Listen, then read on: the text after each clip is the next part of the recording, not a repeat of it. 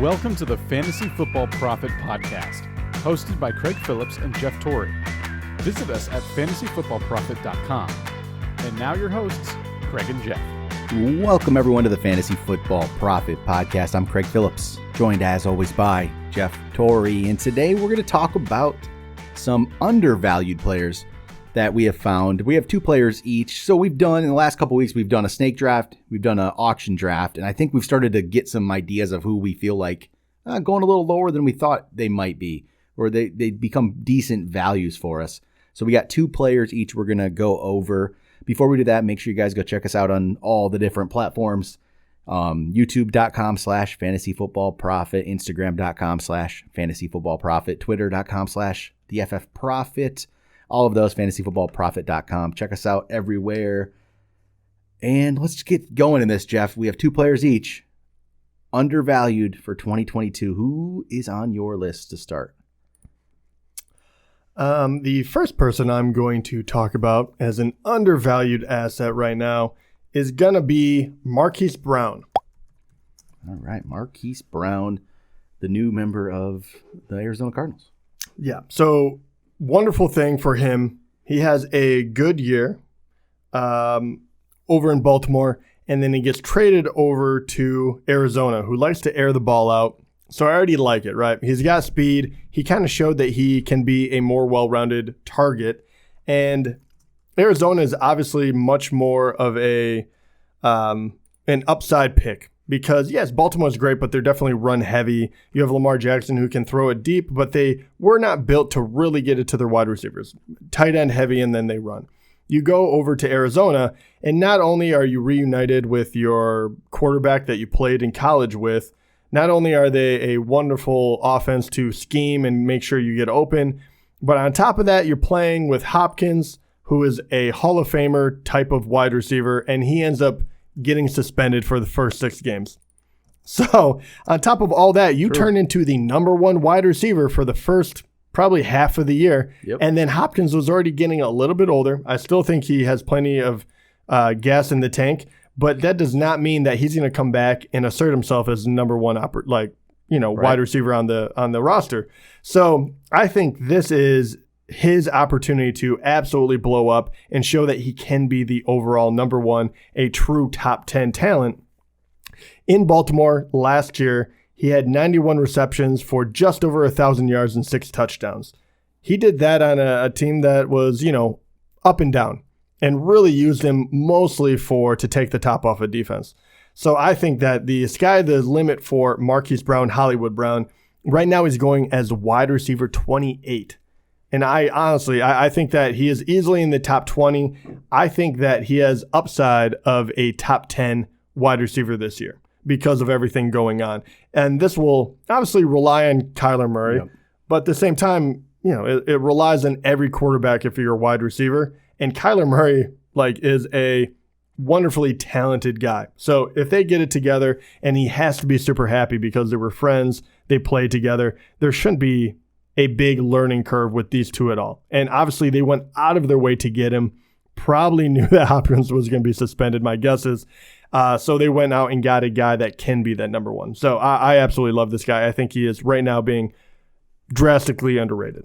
Yeah, there's going to be no Hopkins there for a bit. It's just he's not going to be there. So this is a pretty good wide receiver 3 at this point. If you said, 28? Is that where he's 28, at? Yep. So, yeah, wide receiver. It's a wide receiver 3. Yeah. And he's behind Darnell Mooney. Yeah. Yeah, I don't know. And this is using Fantasy Pros, which is usually relatively, good and usually better than an ESPN or something who has a few people that I feel like are way out of place. Usually this one reins it in a little bit. Yep. No, I like that pick. He's at a good spot yet right now. So, he's going behind guys who just haven't done it yet either, like Jerry Jeudy, who I like, but that's just really hoping he shows up to play, right? And he hasn't done much. Also, he's the number 2 on the team, guaranteed. Yeah, it's all right. Yeah, Marquise Brown, like it. All right, my first pick is I'm gonna go with Nick Chubb. Nick Chubb it's interesting. So depends on where you look, right? On Fantasy Pros consensus ranks, he's currently RB8, which is it's okay. He's going 10th in drafts right now on ADP, on their ADP, and he's going 17th in overall. So 17th overall, you can get Nick Chubb in the middle of the second round easily right now. I don't know. It feels like he's fallen down a little bit, where this is your guy that you get as a second rounder now. He's your second running back. I love that value. I think he's undervalued. He ran for 1,200 yards and 8 touchdowns last year. Where I'm just trying to figure out where this like drop off is happening in people's minds. Why he's falling down to like the 10th running back in ADP. Here, I'm going to pull up, see, because he's 8th in ranks, but then ADP. Yeah, let me pull this up. All right, so he's going behind Javonte Williams right now. I don't know. I don't know why. I don't understand it. Nick Chubb has been really good and consistent. Yeah, I know. Kareem Hunt's there and takes away some, but I don't think enough. Nick Chubb is that good, where he was 7th last year, 9th the year before, 6th the year before. His rookie year is 15th. This guy is as consistent you can get, and you get him as your second running back in the middle of the second round. Jeez, I'll do that all day. All day. Nick Chubb's going to be on so many of my teams. In auction, he's even more undervalued in auction than Snake. I got him for $25 the other day in our auction draft. That's crazy. So this one's more of a he's undervalued in Snake by a little bit. It's not a crazy amount, but auction, it's way more. He's way undervalued. And the Javonte Williams one, I don't hate Javonte Williams, but you're going for unproven right there. Why not get the guy who's been a top 10 running back for 3 straight years and shows no signs of slowing down on that? And he has a better quarterback now. Teams should be better. So Nick Chubb, I don't know. I don't understand it, to be honest. He keeps falling down. Yeah, I don't either. I was trying to rack my brain to figure out why exactly the hate started rolling in, and I've heard it from multiple people. Kareem Hunt shouldn't really come into your purview. I mean, why? He's been there all the time. Yeah. I think he's a very, very good running back, but they've supported both of them up to this point. And yeah, Deshaun Watson coming, great. Honestly, I think is a really good thing. I think that they'll have more opportunities in the red zone. And also we don't know this for sure. Maybe he doesn't get suspended, but if he does, they lean even more heavily on the running game for the first whatever amount of games they suspended. If he's there, then you think that there's more red zone handoffs, and Nick Chubb is a human bowling pin. So I personally have not lost any faith in Nick Chubb. I'm with you. I think that's a wonderful pick, and I have no idea why the hate is all of a sudden coming in. I mean, right now, so last year even he averaged 16 carries a game. That's great. He doesn't catch the ball as much, I guess, as some people, but I have no problem with it. And yards per carry can be an interesting stat. Sometimes it can be, I don't know, it can be fluctuations that are just way up there, and 1 year can really mess with that. But this is Nick Chubb's 4 years in the league. 5.5, this is started last year. 5.5 last year, 5.6, 5.2. That's really good in the NFL. He's never been below 5 yards a carry, and he's getting that's wild. 192 carries, 298, 190, 228. He's getting, that's not overworked either. That's not a guy who's going to completely slow down here because he's been getting 300 plus carries a year. 200, 228 last year. He has a good workload. He's not, I don't know. As your running back 2, I mean, he should be a running back 1. And this is an interesting one because I think like Najee Harris, even though he's fresh and he's going to be in his second year, he is a guy that needs a lot of carries, and he is going to be on a team that has a pretty much, call it a new quarterback. Maybe it'll be Trubisky, but he's still going to be, he's still going to be green. Yep. So which one would you rather have, Najee Harris or Nick Chubb? I want Nick Chubb. Exactly. I know where the Najee Harris thing. Oh, he catches he catches balls, right? Is he going to when you don't have an old Ben Roethlisberger who can't do anything and just dumps it off all day? That's what was happening. I know he's going to catch. Najee Harris will catch more balls than Nick Chubb. I don't doubt that. But it's not going to be to the extent it was last year. Najee Harris was getting all those, Ben Roethlisberger couldn't throw the ball anywhere. He just threw it to Najee Harris. That happened. One game he had, 14 of those? It was ridiculous. So I would rather Najee Harris had 307 carries last year and 1,200 yards, 3.9 yards per carry. He was, and I don't know if that team, I don't know how, with Trubisky or Pickett, doesn't matter. The team's not going to be as good. I want Nick Chubb over Najee Harris. I agree. I like the Chubb pick. And I don't dislike Najee. But. No, I don't either, obviously. I would love to have him. But it is interesting that in auction draft, you were absolutely right that the steep fall off in price, these, tier 2, tier 3 running backs, You get so much savings on him. It is ridiculous. Yep. Well, even so, I like DeAndre Swift, right? But on ADP listing here, DeAndre Swift is going RB9 and Chubb 10. And overall, Swift is going like 5 picks ahead of Chubb overall. Yeah, and I love Chubb. I love Swift. I do too. Again, I love Swift. I want Chubb over Swift. I agree with you, and I love Swift. I was a big proponent of him last year too. Yep. So yeah, I don't know. I just don't get that. So all right, that was my first guy. So let's go to your second. My second guy, and this list will get longer and longer. I have a few guys I could have easily talked about. We'll sometime in July, probably towards later drive, we'll do another probably each 5 players list because I have more too. But we'll just hit you with 2 today. I'm going to go with guys that we've seen play. I could easily go for a rookie right now, but I'm going to go for a guy that has shown that he can be a star in this league and is being way overlooked because his team is so bad, and that is Saquon Barkley.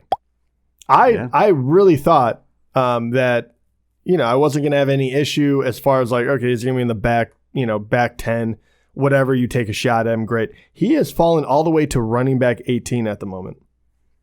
Yeah. That is a ridiculous fall from grace. And I understand that New York Giants were dog shit. They were terrible. And they gave him no opportunity to run the ball. But what I don't agree with is that they're not getting a little bit better. And the big one, too, is Saquon, and we said this last year many, many times. Look, he is coming off an ACL tear. He missed most of the year before.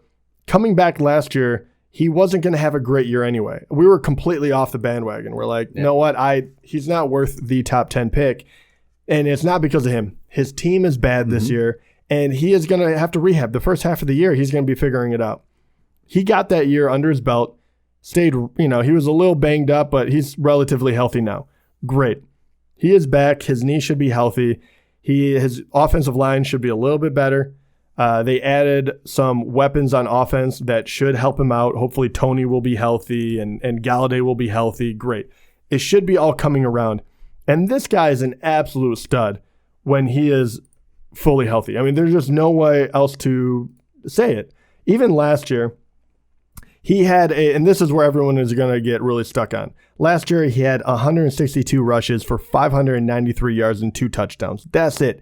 13 games. And it was 3.7 yards per carry. It is not good. That offensive line was terrible. He did look a step slow. I really do believe, and we've seen this with other running backs, it takes them a little bit longer to get back into it. And if you have a bad team, it's not going to work. I think you're going to see much more closer to the 2019 Saquon, and that's not even saying he's going to blow everyone out of the water, but he's going to be very good. 13 games, 217 rushes for just over 1,000 yards and 6 touchdowns. And on top of that, they do throw him the ball quite a bit. Even last year, they threw it to him, where are we at?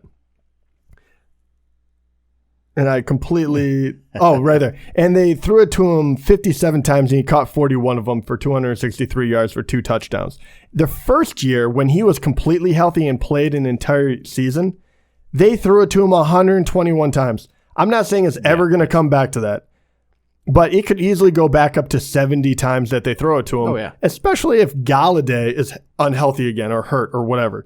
If he is healthy, they're going to find creative ways to give him the ball. And another thing that I absolutely like is contract time. This is his year going into contract. How many times have you seen a player play their absolute butt off in order to get that big contract?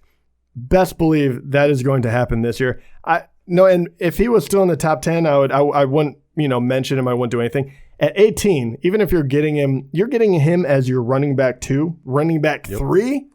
Oh my God, are you kidding me?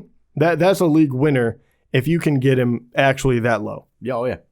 I love getting. He's another one. Him and you. There's scenarios where you could honestly, if you drafted this way, where you go running back, you go 3 straight running backs.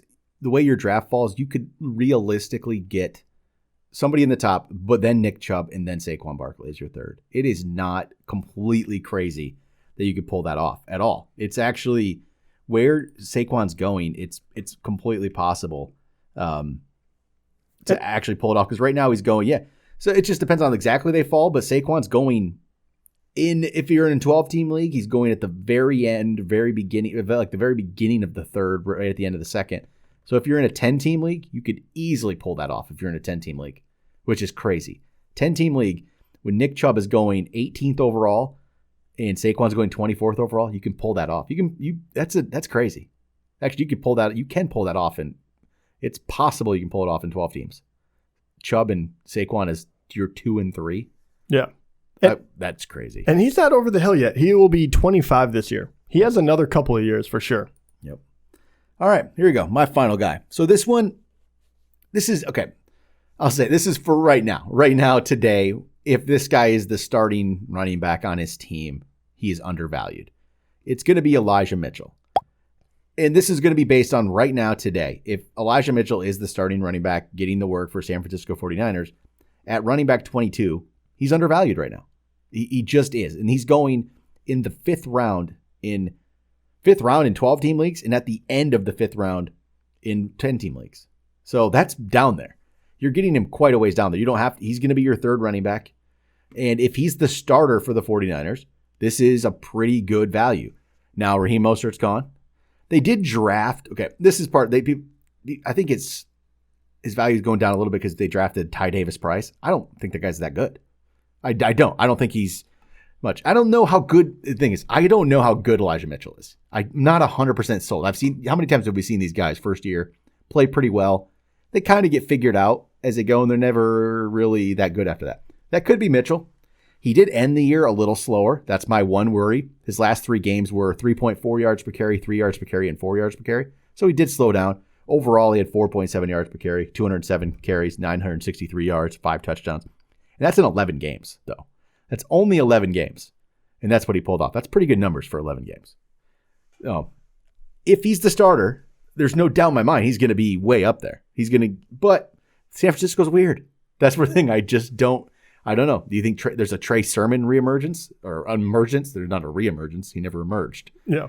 Trey Sermon could show up. I mean, I guess Jeff Wilson's out there.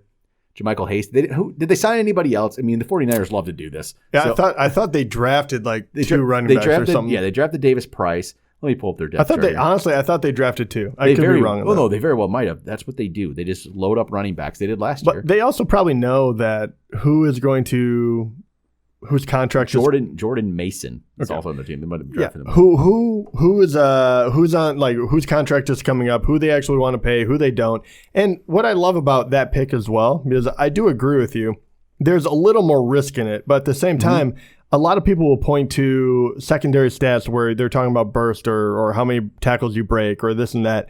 And his numbers probably aren't as good as, say, the top 7 guys or whatever, which it shouldn't be. That's fine. But you're on a team that absolutely needs to run the ball. Yep. Absolutely. To the point where they're putting Deebo Samuels back there. And I don't think he's going to steal nearly as many touches this year. I don't think he wants to. I don't think that they're going to. What's happen there. So I think that helps him out. And the other guys have not proven themselves at all. And on top of that, I feel like this is the year you have to play Trey Sermon. And I have very little confidence in him. I think they have to, they're a run-first team. Yep. And I think that he is going to get first crack. And if he does as well as he did last year, he doesn't have to do better. If he does as well as he did last year, the guy is and he stays healthy, he could just walk into a top 10 spot. Yep. That's the wild part about it. And Mitchell's not going to, he's not even a free agent for a few years. Why not just run him into the ground, right? I mean, he's not getting a second contract very big. So I don't think they want any of these guys to. I think they know, like, anyone halfway decent can run behind the line. We'll figure it out. Yep. And he can do everything. It's what if he's the clear-cut starter when the season rolls around and he's still in the 20s, it's a great value for Elijah Mitchell. So, all right, there we go. There's 2 players each. We'll have more for sure in July. I mean, I'm looking at the list now. I could name a bunch. Not going to today, but they'll be there. We definitely have a lot of good values out there, but that'll do it for today. Next week, we'll be back talking about some overvalued players so everyone can get upset and yell at me. So can't wait. Sounds good. Talk to you guys then.